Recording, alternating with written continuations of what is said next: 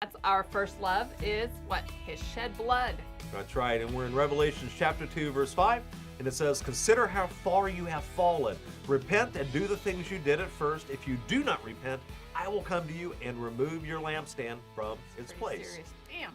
Now we can easily think that if Jesus is talking to a church that he's not talking directly to us as an individual, but Right. that would be a wrong assumption. So as we continue on to examine the magnitude in which the Ephesians have fallen, maybe this is an important time for us to kind of compare ourselves to where they're at, or maybe where Sure. someone else is at in our lives, and realize it's just not a letter to an ancient church that Way has back no then. relative application to our lives, right? Exactly. And one of the most common mistakes made by Christians is that we forget that salvation was a gift and it wasn't on our own merit. That's right. We know this because it's a common theme and warning throughout the Bible, especially in the New Testament. And the Old Testament Jews became very arrogant and stiff-necked. And we Yeah, they see did. the New Testament believers are warned not to think that salvation is by deeds. Here's where it says that in Ephesians chapter 2, verses 8 and 9. It says, "For it is by grace you have been saved through faith, and this not of yourself.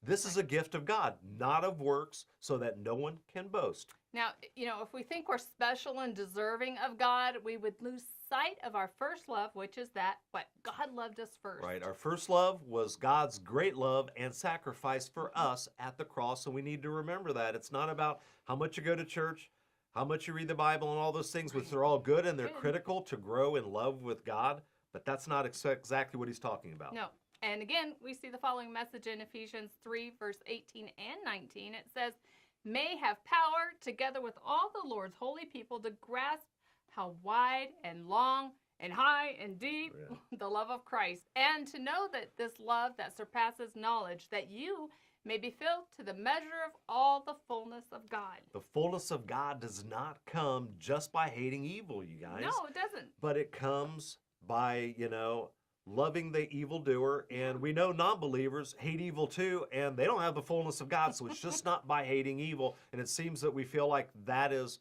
what the church in Ephesus was doing, Right. and what a lot of people do today. And really, the fullness of God comes with the presence of God expressed by really loving those who do wrong. And this is a tough one because it's really hard to love those who do wrong, and especially those who bring about evil on others. So it's really hard. Very But the hard. fullness of God is about loving those who do that, right? That's right. And maybe the Ephesians became more focused on religion Right. than love, and we can easily become more focused on religion than love, I Well, think. that's an easy one. Religion is easy to do. Love is not It's so very easy to difficult. do until you can really get in the habit of being free in God and expressing the fullness of God through your actions. Then love becomes easier than just engaging in religious activities And a that are great empty. prayer is, "Lord, help me love others like you love them. Help me see Absolutely. them like you see them."